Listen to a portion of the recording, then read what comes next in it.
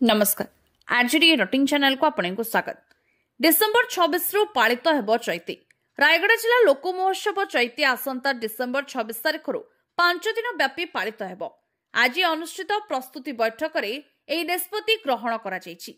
स्थानीय बिजू पट्टनायक ऑडिटोरियम ठारे अनुष्ठित प्रस्तुति बैठक में जिलापाल आशुतोष कुलकर्णी अध्यक्षता करथिले।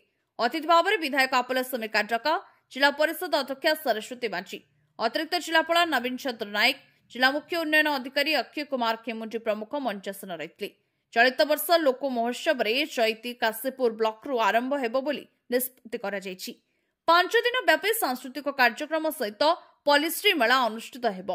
पूर्व वर्ष अपेक्षा एही वर्ष आहुरी चित्ताकर्षण करबा पई सभ्य सभ्या मत देथिले। सेही बोली गत वर्ष जे त्रुटि रहितला सेतिरे सुधार आनिबा पई मध्य दाबी करथिले। विभिन्न संगठन माननकु अणदेखा करुथबा नै अभियोग होइतला। आज बैठक में जिलापाल से ध्यान दिया प्रतिश्रुति देथिले।